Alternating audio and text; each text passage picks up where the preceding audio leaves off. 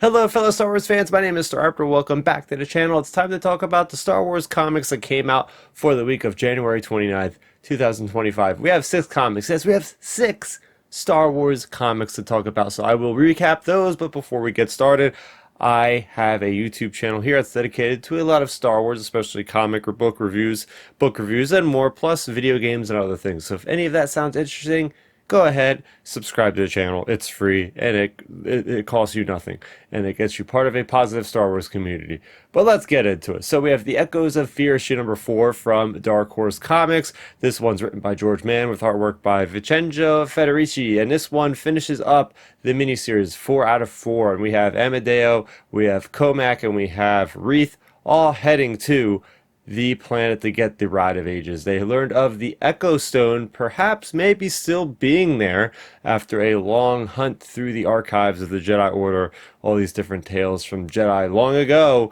And, well, in short, they did find a thing. It was a labyrinth of puzzles and different adversaries. We have Wreath whipping out his new shield from Solander's show from back in the day. Really cool stuff there. Also, this really nice layout of artwork that reminded me of Diablo 4, which I've dumped many hours into over the last year and so. So very cool stuff there. Them on bark speeders. Getting to see the future of Wreath, perhaps with this Kyber mirror that reflects him, like, bowing over the body of Amadeo. It was really interesting seeing him on the Jedi Council. Stuff may or may not happen, so a glimpse of the future is a really cool thing. And at the end of the day, they do get the Rite of Ages, which will have a big effect on the Nameless. So all in all, a victory for the Jedi on this one. Next up, we have Dispatches from the Occlusion Zone, number 4 out of 4. Encounter on Dalna. This one's written by Cavan Scott with artwork by Vincenzo Riccardi. And this one has Ty York this time, and her little compatriot there, Druin, tasked by Elzar Mann to go ahead and try to find the X-Droids, because they have a path engine on their Rancor Rider ship, which allows them to pass in and out of the Storm Shield at their pleasure. And they end up going to Downa, where they reported a X-Droid. They get there and they find out that none other than Lorna D and Tay Sarek are there. They have a problem with them because at the time, Tyark thought that she was still with the Nile, although she is not. She is actually pardoned from the Republic with her duties with the Tempest Breaker audio drama. Go ahead and check that out. So they are actually fighting against a common enemy, which ends up being somebody completely innocent, because everybody's confused in this one, thinking they're all adversaries, but they are not. And Vila is actually a Lanto plant mage. We've seen somebody like this in the Jedha arc of the High Republic Phase 2, so really cool stuff there. Basically, long story short, the Republic now has information, thanks to the X-Droids focused on by all these different characters over the last 4 issues. They have a well mapped out idea of what is happening, right? We see what is happening on Iriadu. The Republic knows, what's going on there, as well as something with Naboo. So very tantalizing stuff there. This was a nice kind of anthology series. It really dives into the different characters throughout the High Republic. Next up, we're not over with the High Republic yet. Another one from Dark Horse is the High Republic Adventures Annual for 2025, as most annuals have it. We do have a number of artists, a number of writers. We have Charles Soule, we have Rosemary Soule, we have Alyssa Wong, we have Zoraida Cordova, we have Cavan Scott and Justina Ireland with artists Andy Dugan, Leanna Kangs. We have Jean Chamu, we have Nick Brokenshire, as well as Colini Kraker. And, well, the first one here is called Three Younglings and the Snack Frog of Doom. This one's interesting because it happens on Adelphi, which we know is from The Mandalorian. That's the base of several New Republic fighters. We also get to see a movie theater in Star Wars. So basically what's happening is, after a Nile battle, there's these kids that are kind of separated from their parents. The Jedi that are commanded by Buckets of Blood, who we know has survived, has the young Jedis have brought, the young Jedi, I should say, have brought them to a movie theater. Goes into lockdown when Nile starts to attack. A kid starts choking on frogs, literally. And we have one of the Jedi kids kind of calm him with the Force, while the other is letting him regurgitate the frog, the living frog, out of him.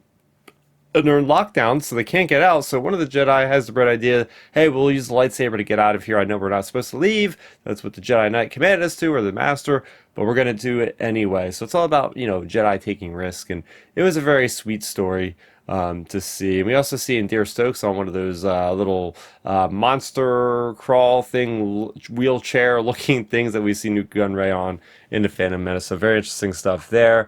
Next story we have in the annual is Heart to Heart. That one focuses on Drigget as well as Malson Tarkin. And we are there on Iradu. We know Drigget is kind of working with the warden in the Nile just to get her own ends to meet. When she finds the moment to attack, she will attack. But she is still giving information to the Republic just because she just wants to see the Nile lose. So that's basically more of that in the story, the friendship between her and Malson. The next one we have is Adventures of Churro the Hutt and the Heart of Iriadak. And this one is all about Churro the Hutt, who is trying to save his planet now, Hutta, which has been infested by the Drengir. They are no longer a threat, but they have left the remnants of some kind of disease. So he finds this mystery about this planet that might actually have a special plant to help reverse the effects. Thing is, he gets to this place, he finds the heart of this planet, finds these sentient creatures that promise him they can save the planet, but they probably have to sacrifice their own planet to save his planet. He feels like it's not worth it. His planet at least is still livable, but maybe the planet that he sacrifices will not be livable anymore. So he gets a nice lesson of sacrifice. So I do enjoy that one there. We also have Brothers and Sisters. This short story here focuses on Baron Bullen. We get this nice little wraparound story of him in Coruscant jail. We know this from Tempest Breaker audio drama. And it's really the genesis of how Hatar, one of the the children of the storm, becomes a child of the storm, and essentially just gets duped by this person that tasked her for a bounty. And then she is basically thrown in prison and experimented on and becomes the first child of the storm. So pretty grisly stuff, especially for a Dark Horse all ages comic. Interesting stuff there. And the last one we have is Stellan's Wisdom, and this one is all about a time in the past when Vernestra Rowe, whose master was Stellan Gios, had given her a valuable lesson about fighting off these scorpion things to save the people and just trying your hardest to surpass your fears and whatnot. So another good one there. Getting into the High Republic Adventures. This is issue number 14. And this one is called The Jedi and the Warden Part 1. This one's written by Daniel Jose Older with artwork by Harvey Talabau. And this story at its heart is the Battle of Eriadu has begun. And we get to see everybody from every comic you've seen with the High Republic basically there in some capacity fighting off the Nile. We have the two fronts on the Battle of Eriadu. We have Eriadu City as well as Bifrang City. Everybody was in Bifrang City because of the wedding of Lula Talasolo and Z Morala. So they all band together and say, we got to go make a charge and go after to liberate Eriadu City. So they get on these water jet ski speeder things and they're fighting Nile above the water that separates the two cities. It's pretty epic. At the same time, we're also learning a lot about the Warden, and we learned his name was Herwint Teeks, and it does appear that he was a Zygerian such as Farzala.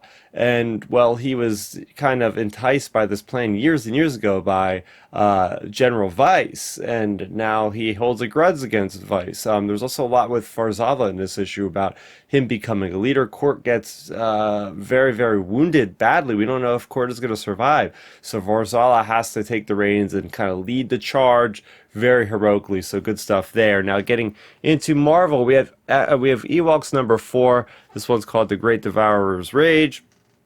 And it's, of course, written by Steve Orlando with artwork by Alvaro Lopez as well as Laura Braga.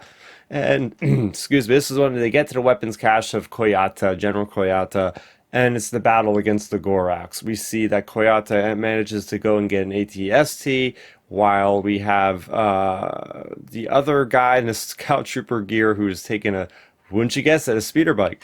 We have Wicket, we have all the other Ewoks that are trying to overcome, but they cannot, because 4LM, Zuckuss are too strong for these poor little Ewoks. But in the end, we have Wick getting away and summoning some forces that we may or may not have seen before in comics. And that is those little guys, the Uzums, from the Singer and Return of the Jedi, from the special editions. Yeah, that entire guy's species. They also live on Endor, so it's quite fun to see them show up to save the day with their little shock prods.